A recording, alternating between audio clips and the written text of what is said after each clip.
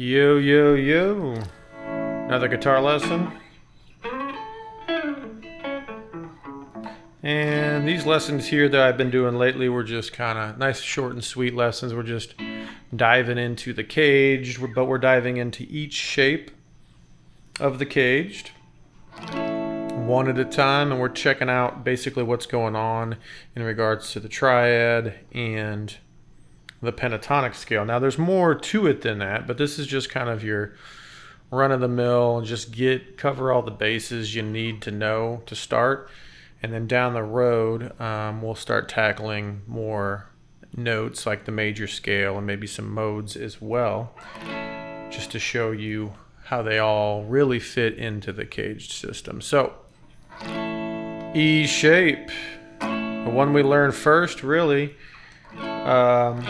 I mean, maybe some people learn the A shape, but E shape definitely is kind of the notorious for the bar chords, basically what we call when you're learning guitar, you got to learn your bar chords, they say.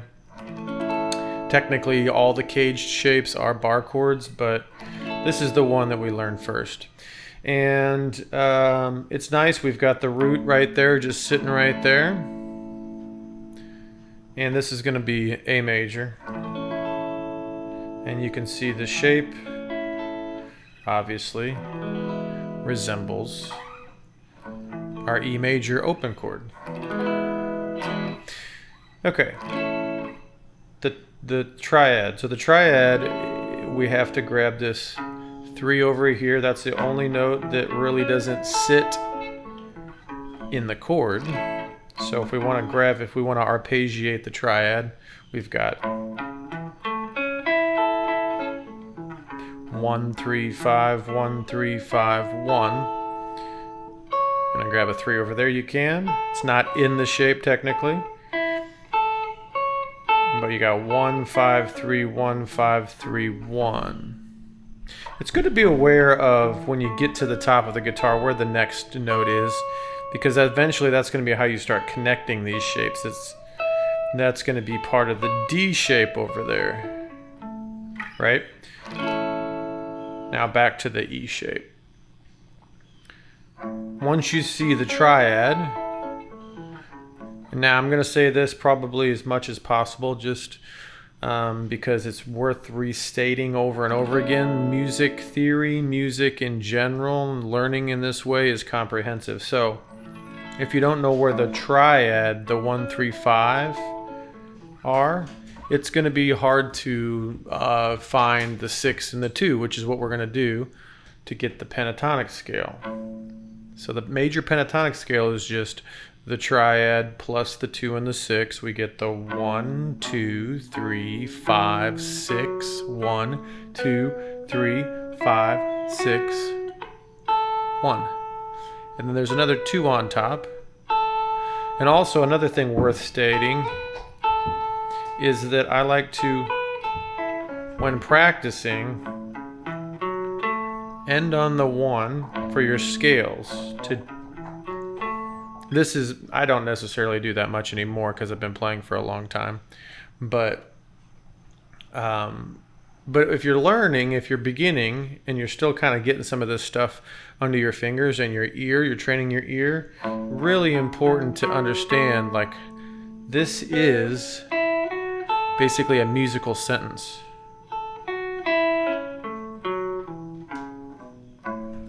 So it's just like a very simple sentence.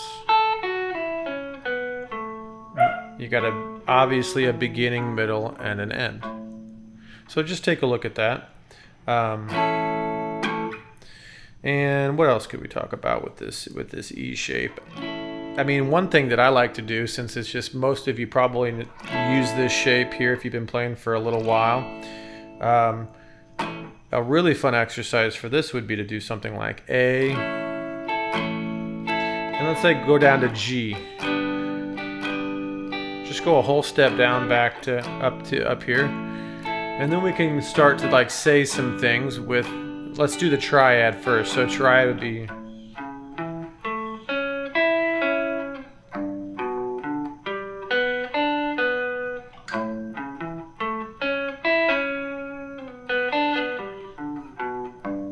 you can keep it simple.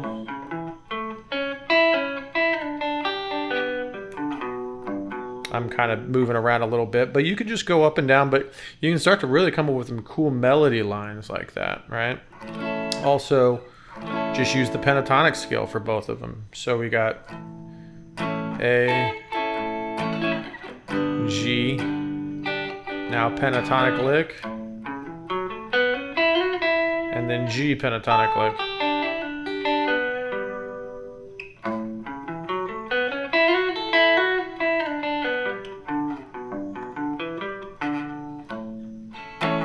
That's going to take some, depending on how long you've been playing, it's really important that you get the rhythm right. Oops. And the notes.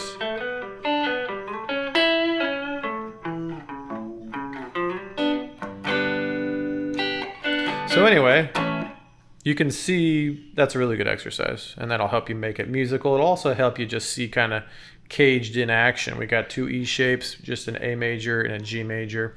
You can really do a lot with that. So anyway, I hope this helps. Been kind of inspired to teach more with the YouTube stuff. So it'd be a good time if you're interested in, or if there's anything you want me to cover, just drop a comment below.